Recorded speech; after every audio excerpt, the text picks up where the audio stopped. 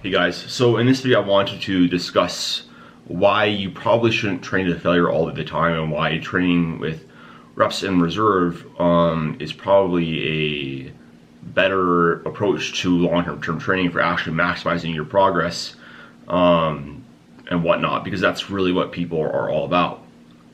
Now, we've had some more research come out about this topic recently, and we basically understand that if we have any one particular training session, if we want to have the most amount of stimulus for muscle growth or strength gains, then training closest to failure will produce the most pronounced benefit per one set. We all kind of inherently know, if you're training to failure all out to your body's capacity, that's going to be the biggest stimulus for muscle growth. However, this becomes problematic because there's also much more fatigue induced relative to that stimulus. And to illustrate that concept, I have this whack graph that's kind of like trash, but to illustrate this concept. But you can see it pretty well here.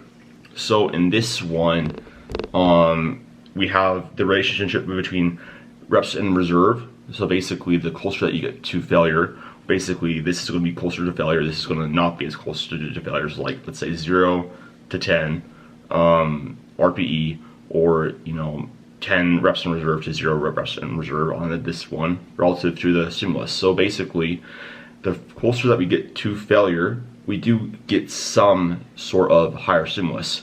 However, we can also see that this is basically an S curve, whereas you get to around, let's say about an 8 RPE, the returns kind of start to diminish pretty substantially. So while you will still be getting a greater adaptation response, then yeah, you're gonna not see as much of a return the closer and harder that you do push. However, if you look at this graph right here, the relationship between fatigue and reps in reserve, again, this is going to be 0 RPE, 10 RPE, 10 reps in reserve, 0 reps in reserve. It's actually an exponential growth. So essentially, the closer that you get to failure, you actually get way more fatigue for that set. Now, if you examine this relationship, right? So, we kind of see this bottoming off when we get around 8 reps in reserve. We see this exponential increase as we get closer and closer, past 8 reps in reserve.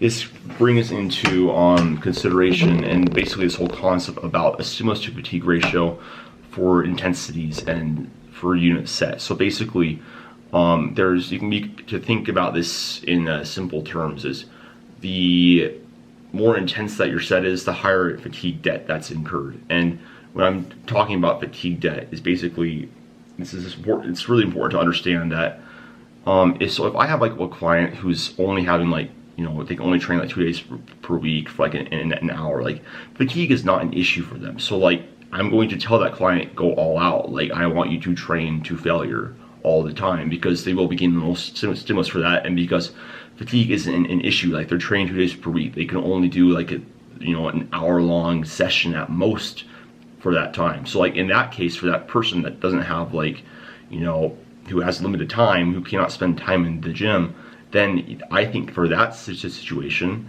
and yeah, you should train to failure on every single set, because fatigue is not an issue.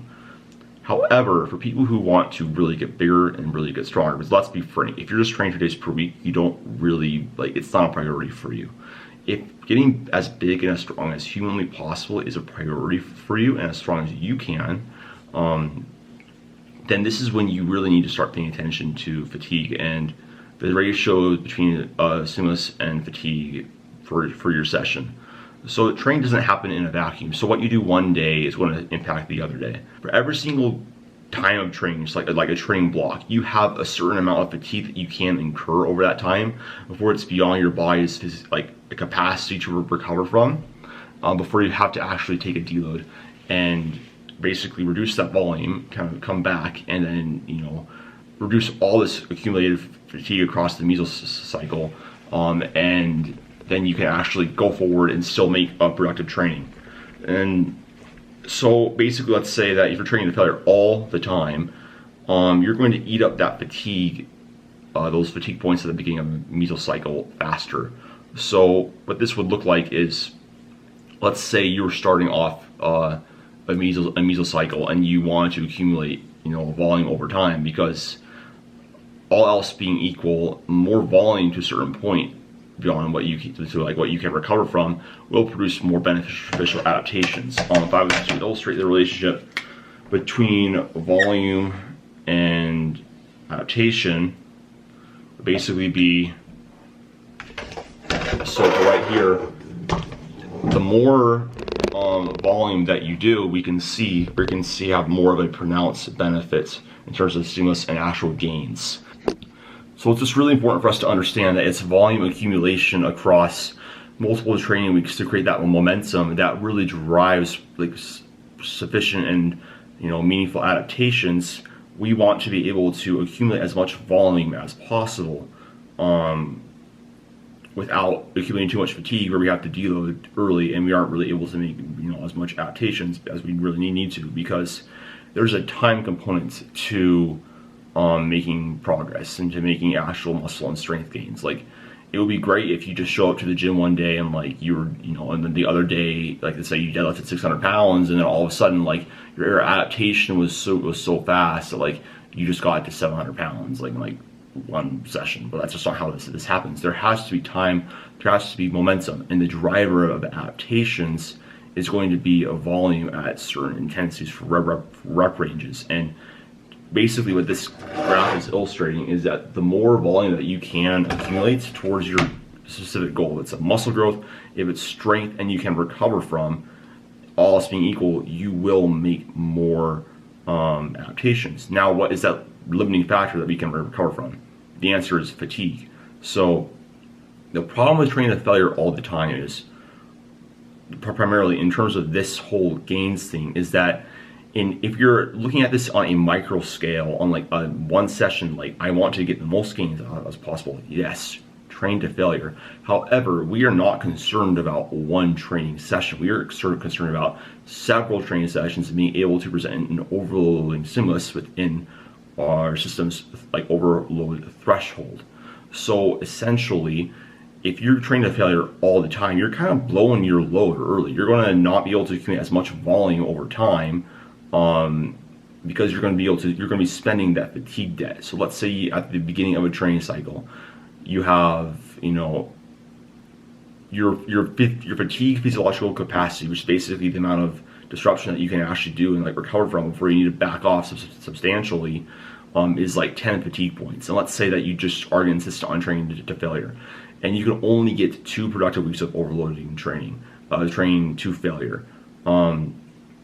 You're not going to get as long training time accumulating as much volume over time, because you're going to be spending 2 weeks training and then one week deload, having to lower down that volume substantially, and so you're not going to make as much gains over time. Whereas if you had somebody who was training with reps in reserve over the weeks and they were able to accumulate more volume over time, before needing to take a break, and they would also be able to probably stay safer and not have a psychological burnout that is associated with training balls to walls. I don't know if any of you guys have actually trained to failure on squat. That's freaking tough to have to do for multiple sets, and very few people actually do train to failure on every single set, because it's just that hard. It's hard to actually quantify. But essentially, it's just not going to accumulate as much volume and drive as much adaptations over time.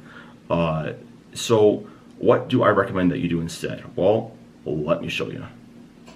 All right, so I just took down what I would do, and I would suggest that one way that this could look for how you would progress RPE, across the mesocycle. So basically, week 1, start with 7 RPE or 3 reps in reserve. And what does that look like? Basically, you stop when there's a noticeable bar slowdown. You notice that you have some bar slow down.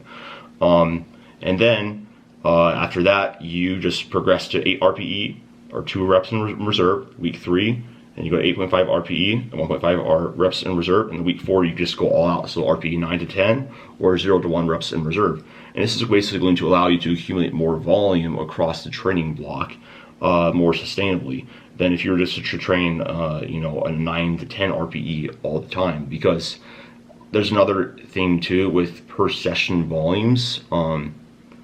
You will not be able to do as much volume per session if you're always training at 0 to 1 reps in reserve or 9 to 10 RPE or failure training, just because the amount of load disruption and the amount of like disruption for that session and whatnot is just going to be way higher.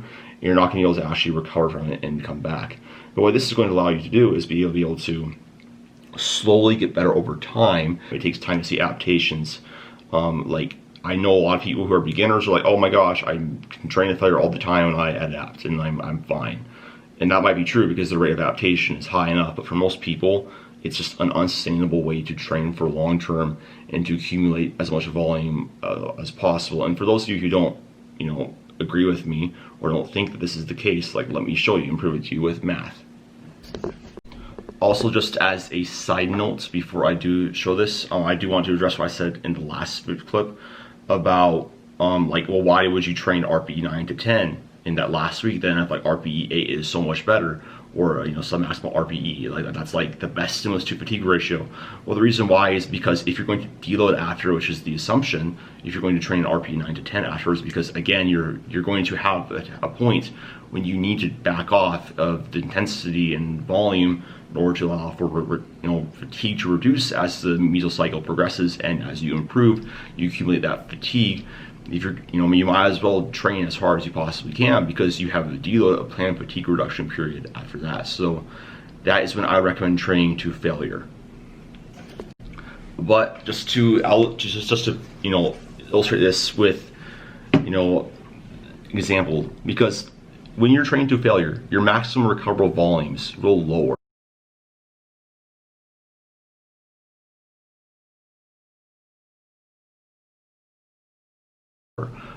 Pretty substantially. And so, let's say that, for example, you have for example, with bench press, somebody with a 300 pounds max, and I've used a percentage chart to, find out like the RPE 8s and whatnot and RPE 10s.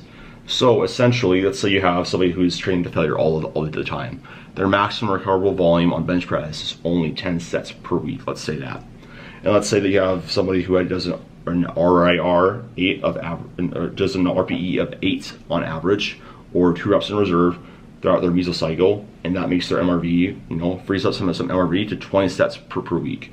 Well, using this example, we can see that at 10 by 5 with 255 pounds, which is about 85% of max, which is according to most RPE charts, that's RPE 10, that's failure training. The total volume that they get in that training week is only 12,750 pounds. Whereas with this lifter, who's training with an average MRV of 20 sets per week, and they get a 20 by 5 with 240 pounds, which is about 80%, and that's about what an 8 RPE is going to be for most people for 5 reps. Their total training volume that they get for that whole week is 24,000 pounds, and that's a much more pronounced adaptation. And even if this failure guy was to do, let's say 15 by 5 with 255, that's still, focus, that's still less than what the RIR at 8 average got, which was so if you have 19,125 pounds versus 24,000 pounds.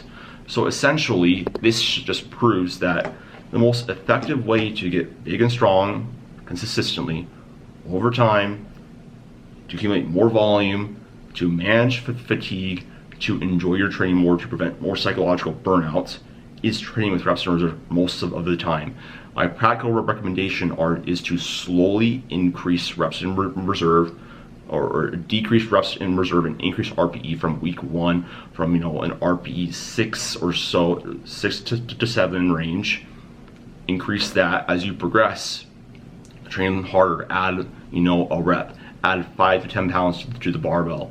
And then once you can't do that anymore, you've reached failure training. Then deload the week after that, and you're going to accumulate more volume, be more safe, and just be a better lifter overall, and become bigger and stronger and have more directed adaptation, more volume towards the adaptation that you want, strength or hypertrophy.